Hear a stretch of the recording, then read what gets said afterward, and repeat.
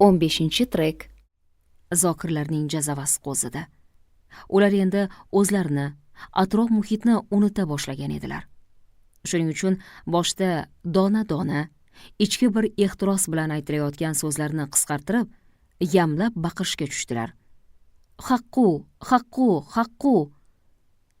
Shayx Azim davraga nazar solib, ko'zi bilan Qutbiddinni axtardi.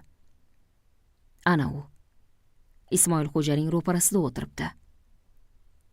Zikr sharofati tufaylimi, yag'rinlari yanada kengroq cho'zilgandek, yoqasi ochiq, ko'zlari ajib bir jilo bilan yonadi.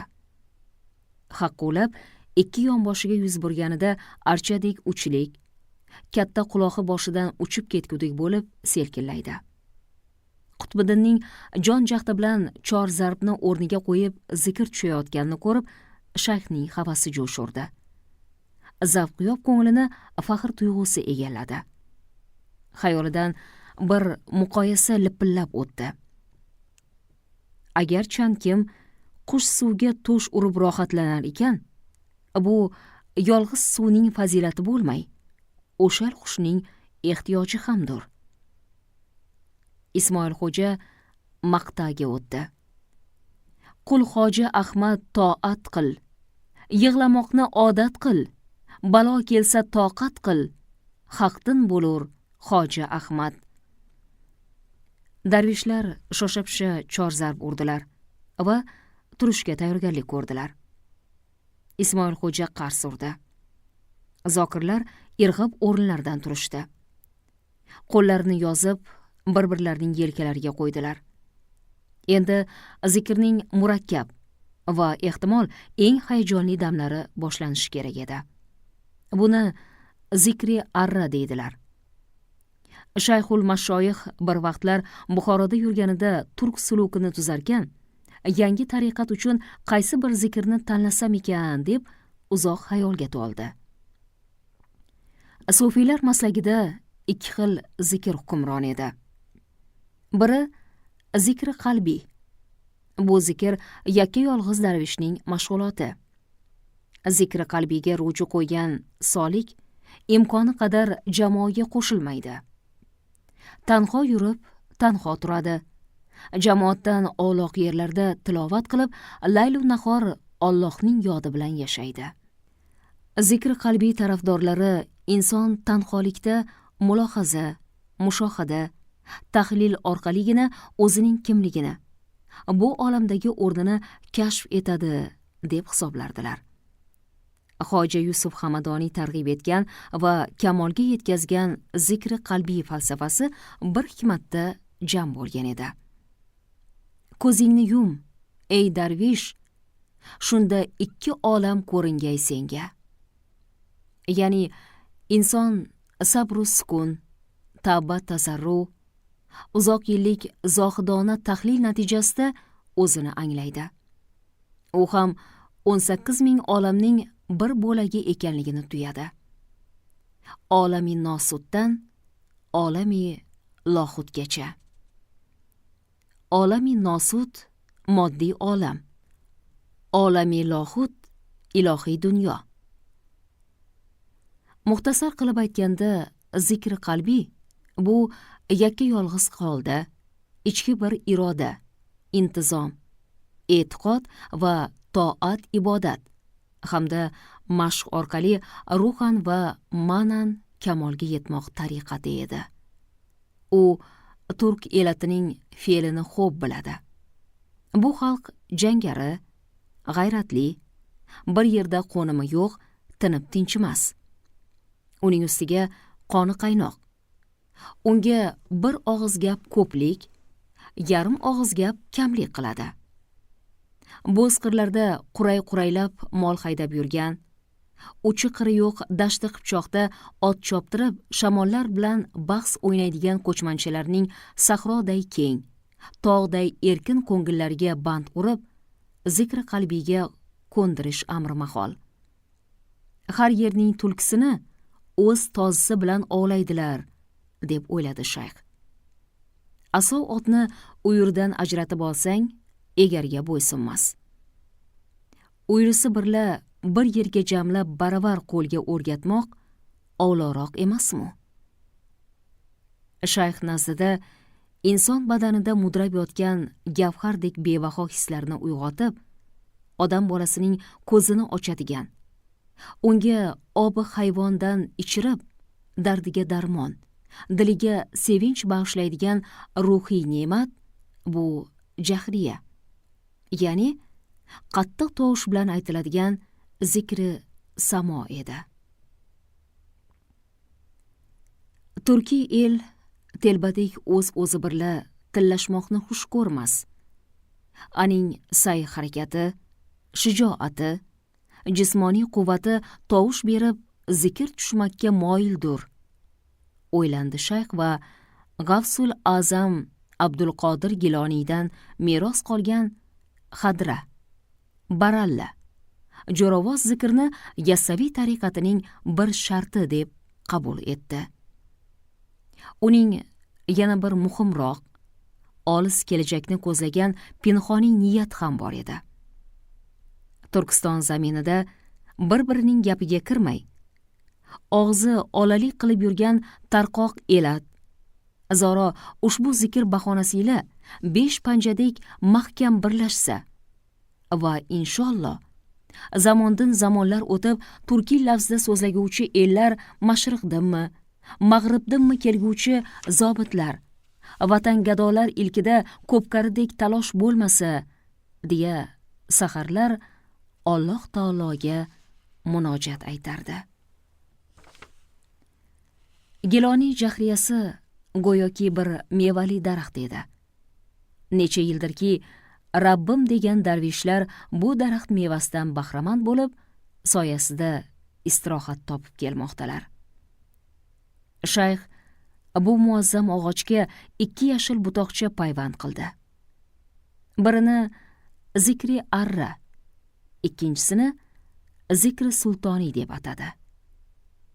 Darvishlar hozir ana shu zikri arra holatida og'izlaridan, burunlaridan tez-tez nafas olib, xalifa amriga ilhaq bo'lib turardilar.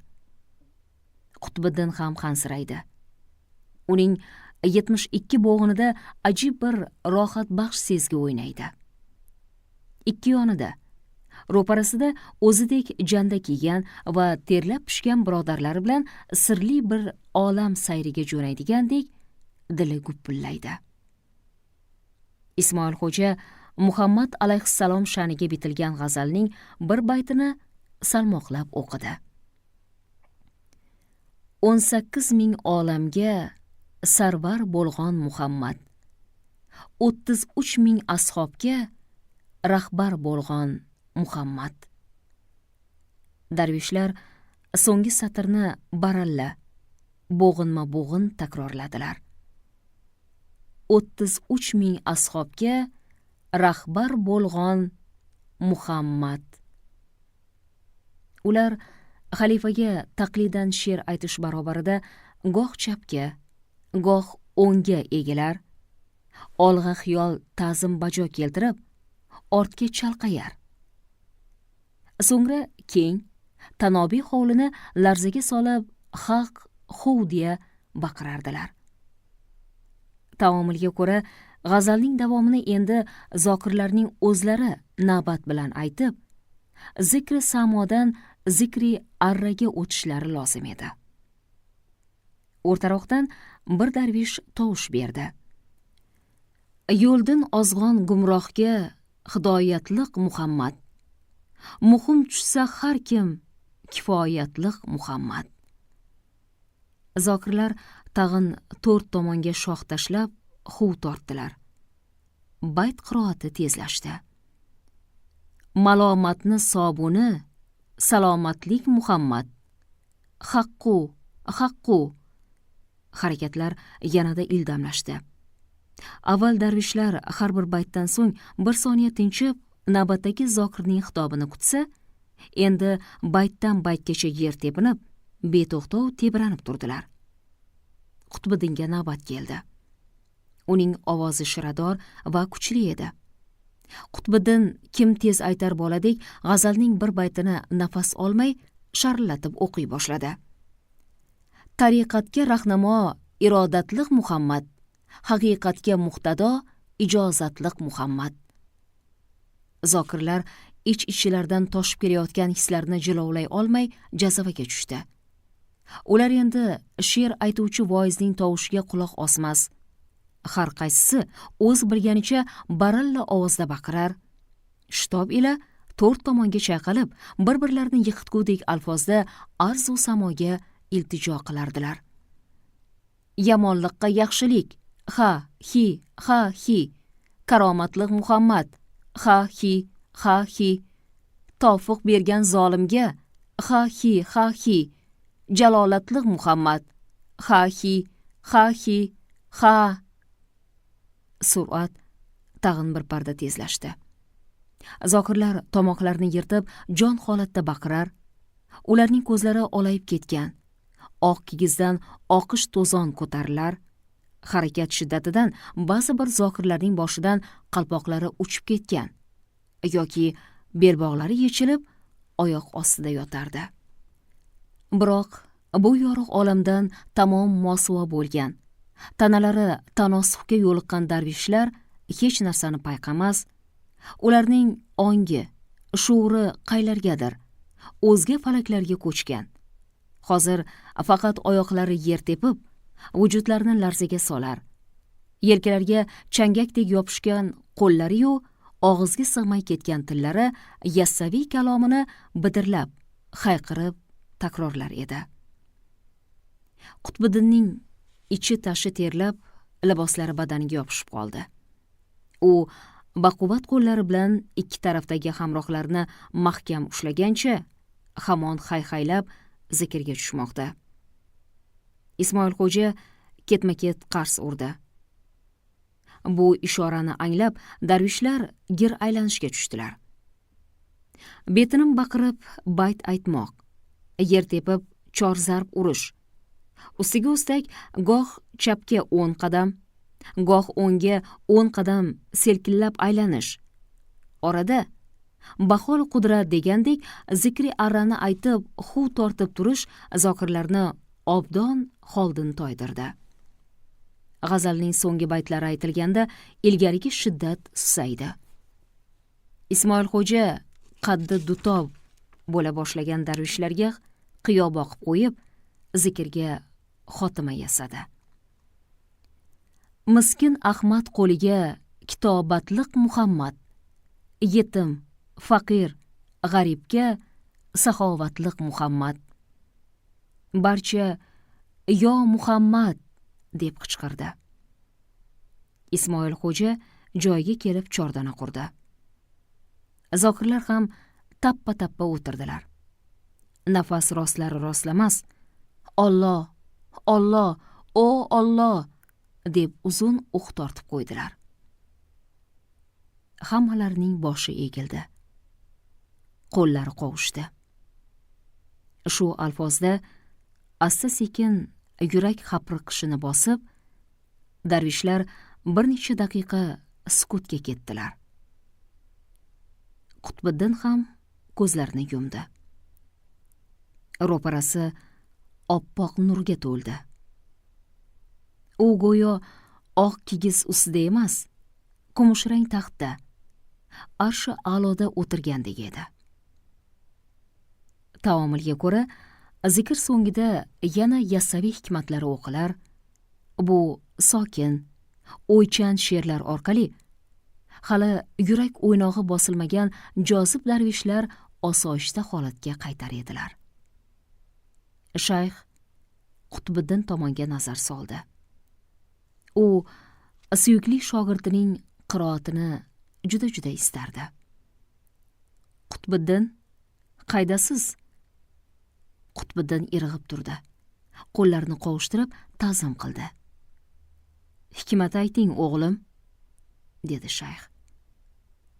Qutbiddin piri ne bitgan bo'lsa, barchasini yod bilardi. Ko'zlarini yumib, o'zi sevadigan bir hikmatni qiroat qilishga tutindi. Vaqtat xumi ochildi. Mayxonaga kirsam men, bir jom ichib shulmaydin mastu hayron bo'lsam men. O'shal mayning mazasi ich bag'rimni qon qildi.